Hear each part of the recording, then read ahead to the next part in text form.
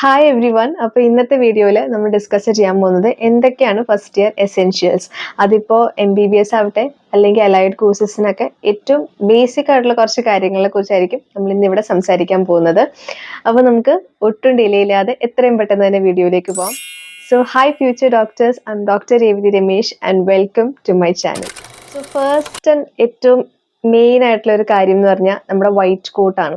അതായത് നമ്മളൊരു +2 +1 ലെവലിൽ തന്നെ നമ്മൾ കെമിസ്ട്രി ലാബിൽ നമ്മൾ ലാബ് കോട്ട് ഇട്ടിട്ട് പോകുമ്പോൾ എനിക്കൊക്കെ ഭയങ്കര എക്സൈറ്റ്മെന്റ് ആയിരുന്നു. അതായത് എനിക്ക് ആ ഒരു ലാബിന്റെ ടൈം എന്ന് വെച്ചാൽ എനിക്ക് ഭയങ്കര ഇഷ്ടമായിരുന്നു. കാരണം ആ ലാബ് കോട്ട് ഇട്ടിട്ട് നമ്മൾ ഒരു എക്സ്പെരിമെന്റ്സ് ഒക്കെ ചെയ്യണം എനിക്ക് ഭയങ്കര ഇഷ്ടമുള്ള ഒരു കാര്യമാണ്.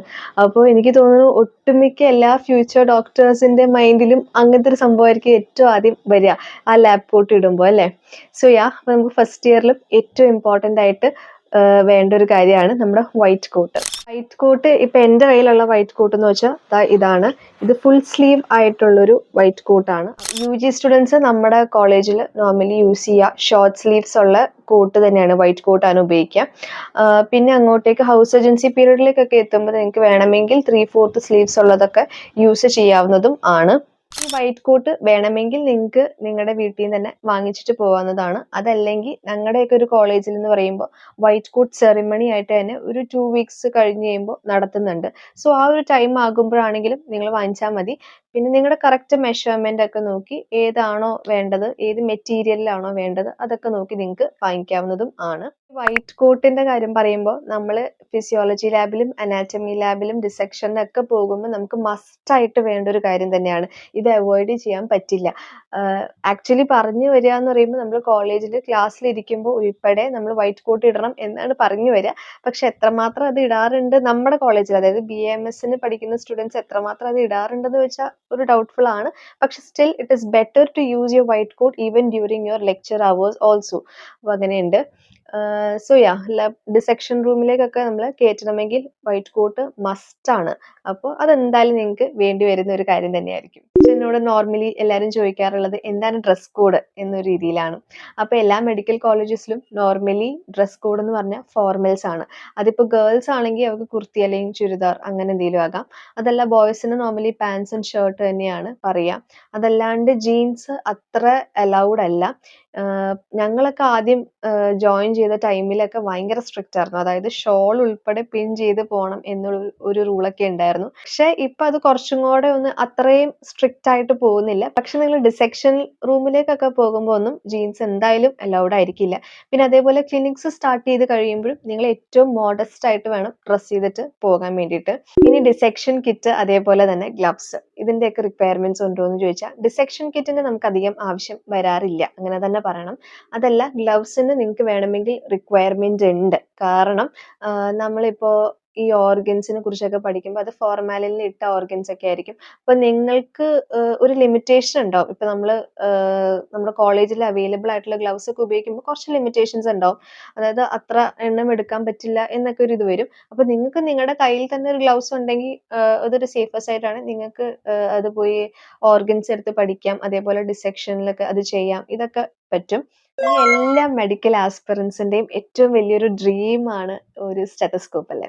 സോ ഫസ്റ്റ് ഇയറിൽ നമുക്ക് അത്ര ഇമ്പോർട്ടൻസ് അതിന് ഇല്ല. പക്ഷെ സ്റ്റിൽ കാരണം ക്ലിനിക്സ് നമ്മുടെ സ്റ്റാർട്ട് ആയിട്ടില്ല. പക്ഷെ നമ്മൾ ഫസ്റ്റ് ഇയറിൽ തന്നെയാണ് ഈ BP മെഷർമെന്റ് ഒക്കെ പഠിപ്പിക്കുക. ടൈപ്പ് പല റേഞ്ചിൽ പ്രൈസ് റേഞ്ച് വരുന്ന സ്റ്റെതസ്കോപ്പ് ഒക്കെ അവൈലബിൾ ആണ്. ലിറ്റ്മാൻ്റെ ഒക്കെ നിങ്ങൾ കേട്ടിട്ടുണ്ടാവും. എക്സ്പെൻസീവ് ആയിട്ടുള്ള ഒരു സ്റ്റെതസ്കോപ്പ് തന്നെയാണ്. പക്ഷെ അതിന്റെ ഒരു റിക്വയർമെന്റ് നിങ്ങൾക്ക് ഫസ്റ്റ് ഇയറോ അതേപോലെ തന്നെ ഫൈനൽ ഇയർ വരെ അതിനൊരു റിക്വയർമെന്റ് ആയിട്ട് അങ്ങനെ ഞാൻ പറയില്ല. ഏറ്റവും ബേസിക് ആയിട്ടുള്ള സ്റ്റെതസ്കോപ്പ് ആണെങ്കിലും മതി. ഇപ്പോൾ എൻ്റെ കയ്യിൽ ഇപ്പോൾ ഒരു മൈക്രോട്ടോണിന്റെ സ്റ്റെതസ്കോപ്പ് ഉണ്ട്. അതേപോലെ തന്നെ നിങ്ങൾക്ക് എൽകോഡ് ആണെങ്കിലും ഉപയോഗിക്കാം. ഇതിന്റെയൊക്കെ ഒരു റേഞ്ച് എന്ന് പറയാൻ ഒരു 1500, മാക്സിമം അറ്റ്മോസ്റ്റ് ഒരു 2000 റേഞ്ചിലൊക്കെയാണ് അതിന്റെ ഒരു പ്രൈസ് വരുള്ളൂ. അടുത്തൊരു മെയിൻ കൺസേൺ ബുക്സിനെ കുറിച്ചാണല്ലേ. ഏതൊക്കെ ബുക്സ് വാങ്ങിക്കാം, ഇപ്പോഴേ വാങ്ങിച്ചു വെക്കണോ, അത് വായിച്ചു തുടങ്ങണോ, അങ്ങനെയൊക്കെ കുറച്ച് ഡൗട്ട്സ് ഒക്കെ വരും. പക്ഷെ ഞാൻ പറയാ ഇപ്പൊ അതിന്റെ ആവശ്യമില്ല. കാരണം നിങ്ങൾ കോളേജിൽ ചെന്നിട്ട് നിങ്ങളുടെ പ്രൊഫസേഴ്സ് എന്താണോ സജസ്റ്റ് ചെയ്യുക, അതേപോലെ തന്നെ നിങ്ങളുടെ സീനിയേഴ്സ് ഒക്കെ ഏതാണോ കൂടുതൽ യൂസ് ചെയ്തിട്ട് അവർക്ക് എഫക്റ്റീവ് ആയിട്ട് തോന്നിയത് ആ ഒരു രീതിയിൽ വാങ്ങിച്ചു പോകുന്നതായിരിക്കും ഏറ്റവും ബെസ്റ്റ്. ഇപ്പൊ ഞങ്ങളുടെ കോളേജിന്റെ കാര്യം പറയുകയാണെങ്കിൽ തൃപ്പൂണിത്തുറ കോളേജിലൊക്കെ നമ്മൾ ചെയ്യുക ബൾക്കായിട്ട്, അതായത് ആ ക്ലാസ്സിലെ എല്ലാ സ്റ്റുഡൻസിൻ്റെയും എന്തൊക്കെ റിക്വയർമെൻറ്റ്സ് ഉണ്ടോ ആ ബുക്കുകളെല്ലാം ബൾക്കായിട്ട് നമ്മൾ കോളേജ് യൂണിയൻ വഴി ഓർഡർ ചെയ്തിട്ട്, അപ്പോൾ നമുക്കൊരു കുറച്ച് എമൗണ്ട് കുറവിലായിട്ട് നമുക്ക് അത് കിട്ടുന്നതായിരിക്കും. ഇല്ല, കാരണം ബൾക്ക് എമൗണ്ട് ആണല്ലോ നമ്മൾ ഓർഡർ ചെയ്യുക. അപ്പോൾ അങ്ങനെയാണ് സാധാരണ നമ്മുടെ കോളേജസിലൊക്കെ ചെയ്യാറ്. അതല്ലാണ്ട് നിങ്ങൾക്ക് പേഴ്സണലി വാങ്ങിക്കണമെങ്കിലും അങ്ങനെ വാങ്ങിക്കാം, അതിൽ തെറ്റൊന്നുമില്ല. സോ യാ, അങ്ങനെയാണ് നോർമലി ചെയ്യുക. ഇനിയിപ്പോൾ ഞാൻ അല്ലെങ്കിൽ എൻ്റെ ബാച്ച് ഉപയോഗിച്ച കുറച്ച് ബുക്സിനെ കുറിച്ചായിരിക്കും ഞാനിവിടെ പറയാൻ പോവാം. ഇത് കംപ്ലീറ്റ്ലി ബെറ്റർ ആണ് അല്ലെങ്കിൽ ബെസ്റ്റ് ഓപ്ഷൻ ആണ് എന്നല്ല ഞാൻ പറയാ.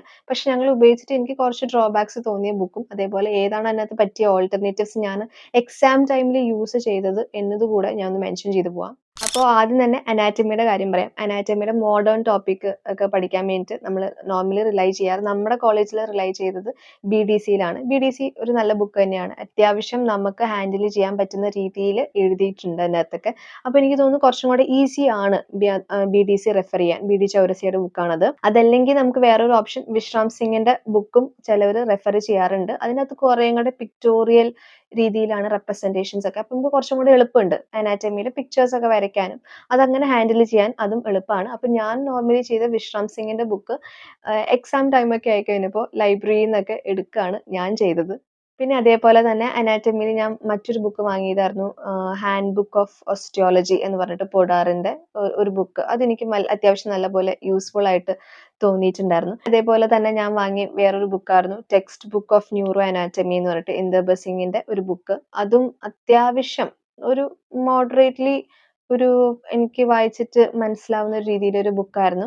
പക്ഷെ ഞാൻ കൂടുതൽ ന്യൂറോ അനാറ്റമിയിൽ എന്നെ ഹെൽപ്പ് ചെയ്തത് നമ്മുടെ നോട്ട്സ് തന്നെയായിരുന്നു. നമ്മുടെ ടീച്ചേഴ്സ് തരുന്ന ലെക്ചർ നോട്ട്സും അതേപോലെ തന്നെ നോട്ട്സ് തന്നെ ഉപയോഗിച്ചിട്ടാണ് ഞാൻ മെയിൻലി ന്യൂറോ അനാറ്റമിയുടെ പോർഷൻസ് ഒക്കെ കുറച്ച് പഠിച്ചത്.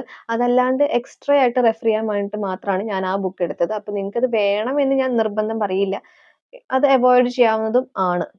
പിന്നെ ആയുർവേദിക് അനാറ്റമിയുടെ ഒരു ബുക്കോടെ ഞാൻ എക്സ്ട്രാ വാങ്ങിച്ചിരുന്നു. അതായത് അഗ്നിവേശ് സാറിന്റെ ഒരു അനാറ്റമിയുടെ ബുക്ക്, ആയുർവേദിക് പോർഷൻസ് ഉള്ള എല്ലാം കൂടെ ഒന്ന് കൺസൈസ് ചെയ്തിട്ട് പറയുന്ന ഒരു ബുക്കും കൂടെ ഞാൻ വാങ്ങിച്ചിരുന്നു. അതിന്റെ റിക്വയർമെന്റ് ഇല്ല, കാരണം നമ്മൾ ഇത് എല്ലാത്തിന്റെ റെഫറൻസ് പറയാം നമ്മുടെ സംഹിതാസ് വെച്ചിട്ട് തന്നെയാണ്. അപ്പൊ നിങ്ങൾക്ക് വേണമെങ്കിൽ ആ ബുക്കിൽ തന്നെ നോക്കി വായിക്കാവുന്നതേ ഉള്ളൂ.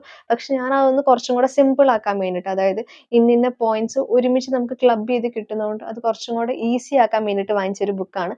അത് എനിക്ക് എക്സാം ടൈമൊക്കെ ആയപ്പോൾ കുറച്ചും കൂടെ യൂസ്ഫുൾ ആയിരുന്നു. അടുത്തത് ഫിസിയോളജിയിൽ നമ്മുടെ ബാച്ചിൽ കുറേ ആൾക്കാർ വാങ്ങിച്ചത് ചാറ്റർജിയുടെ ബുക്കായിരുന്നു. അതെനിക്ക് അത്ര യൂസ്ഫുൾ ആയി എന്ന് ഞാൻ പറയില്ല. നിങ്ങൾക്ക് വേണമെങ്കിൽ GK പാലിന്റെ ബുക്കും വാങ്ങിക്കാം, അതൊക്കെ അത്യാവശ്യം നല്ലൊരു ബുക്കാണ്. അതാണ് പിന്നെ ഞാൻ നേരത്തെ പറഞ്ഞ പോലെ എക്സാം ടൈമിന്റെ അടുത്ത് കഴിഞ്ഞപ്പോൾ ഞാൻ അതാണ് ലൈബ്രറിയിൽ നിന്ന് എടുക്കുകയൊക്കെ ചെയ്തത്. പിന്നെ ഇതെല്ലാം കൂടാണ്ട് ഞാൻ ഏറ്റവും കൂടുതൽ റിലൈ ചെയ്തത് ഞങ്ങളുടെ നോട്ട്സ് തന്നെയായിരുന്നു. കാരണം അത്ര പെർഫെക്റ്റ് ആയിട്ട് ഞങ്ങൾക്ക് നോട്ട്സ് കിട്ടിയിരുന്നു. അവരത്ര നന്നായിട്ട് ഞങ്ങൾക്ക് ഇങ്ങനെ കറക്റ്റ് ഫോർമാറ്റിൽ തന്നെ നോട്ട് കിട്ടിയതുകൊണ്ട് അത് കുറച്ച് എളുപ്പമായിരുന്നു. പിന്നെ പദാർത്ഥ വിജ്ഞാനത്തിനും അഗ്നിവേശൻ സാറിന്റെ ഒരു ബുക്കാണ് യൂസ് ചെയ്തത്. അപ്പൊ അതിന്റെ ഞാൻ പിക്ചർ നോക്കിയിട്ട് ഗൂഗിളിൽ കിട്ടുന്നില്ല. സോ ഇതാണ് ആ ബുക്ക്. ഈ ബുക്കായിരുന്നു ഞങ്ങൾ കംപ്ലീറ്റ്ലി ഇത് തന്നെയാണ് യൂസ് ചെയ്തത്. സോ യാ, ഇതും എനിക്ക് ഭയങ്കര ഇഷ്ടപ്പെട്ട ഒരു ബുക്ക് തന്നെയാണ്. കാരണം ഇത് ഹാൻഡിയാണ്, അത്യാവശ്യം എല്ലാ കാര്യങ്ങളും ഇതിനകത്ത് മെൻഷൻ ചെയ്തിട്ട് പോയിട്ടുണ്ട്. ഇത് മാത്രം തന്നെയാണ് ഞാൻ പഠിച്ചത്, വേറെ ഒന്നും പഠിച്ചിട്ടുമില്ല. അത്യാവശ്യം നല്ലൊരു രീതിയിലുള്ള ഒരു ബുക്ക് തന്നെയാണ് ഇത്. അടുത്തത് എല്ലാവരും ചോദിക്കാറുള്ള ഒരു ഡൗട്ടാണ് ഈ ടാബ് അല്ലെങ്കിൽ ലാപ്ടോപ്പ്, ഐപാഡ് ഇതിന്റെയൊക്കെ റിക്വയർമെന്റ് ഉണ്ടോ എന്ന്. സോ ടു ബി ഫ്രാങ്ക്, ഒരു അർജന്റ് റിക്വയർമെന്റ് ആയിട്ട് ഇല്ല. ആക്ച്വലി ഞങ്ങൾക്ക് ഫസ്റ്റ് ഇയറിലൊന്നും അതിന്റെ യൂസേ വന്നിട്ടുണ്ടായിരുന്നില്ല. കാരണം അന്ന് ആ ഒരു ടൈമിൽ അത്ര അധികം PDF-ന്റെ ഇതൊന്നും ഉണ്ടായിരുന്നില്ല. പിന്നെ കോവിഡ് ഒക്കെ കഴിഞ്ഞപ്പോഴാണ് ആ ഒരു PDF-ല് നമുക്ക് അയച്ചു തരണതും അങ്ങനത്തെ ഇതൊക്കെ കുറച്ചും കൂടെ കൂടിയത്. പക്ഷെ ഇപ്പോഴത്തെ സെനാറിയോയിൽ നോക്കുമ്പോൾ കമ്പാരിറ്റീവ്ലി കുറച്ച് PDFs ഒക്കെ നമുക്ക് എക്സ്ട്രാ കിട്ടും. അപ്പൊ അത് നിങ്ങൾക്ക് ഫോണിൽ വായിച്ച് നോട്ടായിട്ട് എടുക്കാൻ പറ്റുമെങ്കിൽ അതാണെങ്കിലും മതി, റിക്വയർമെന്റ് അല്ല. പിന്നെ വേണമെങ്കിൽ നിങ്ങൾക്ക് ലാപ്പ് ഉപയോഗിച്ചാൽ കുറച്ചും കൂടെ ഈസി ആയിട്ട് നിങ്ങൾക്ക് കാര്യങ്ങളൊക്കെ എന്താ പറയാ വായിച്ച് പഠിക്കാനൊക്കെ എളുപ്പമുണ്ടാവും എന്ന് തോന്നുന്നു. പക്ഷെ അതൊരു റിക്വയർമെന്റ് ആയിട്ട് ഞാൻ പറയുന്നില്ല. ഇതാണ് ബേസിക്കലി ഏറ്റവും മിനിമം നമുക്ക് ആവശ്യമുള്ള കുറച്ച് കാര്യങ്ങൾ എന്ന് പറഞ്ഞാൽ.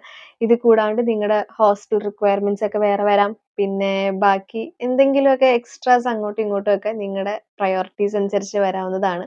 അപ്പൊ അതെല്ലാം നിങ്ങൾ നിങ്ങളുടെ താല്പര്യം പോലെ തന്നെ ഇൻക്ലൂഡ് ചെയ്ത് പോവാം. സോ അപ്പോൾ എനിക്ക് തോന്നുന്നു ഈ ഒരു വീഡിയോ നിങ്ങൾക്ക് യൂസ്ഫുൾ ആകും എന്ന് ഞാൻ വിചാരിക്കുന്നു. അപ്പോൾ മറ്റൊരു വീഡിയോ ആയിട്ട് കാണുന്നവരെ ബൈ, സീ യു സൂൺ.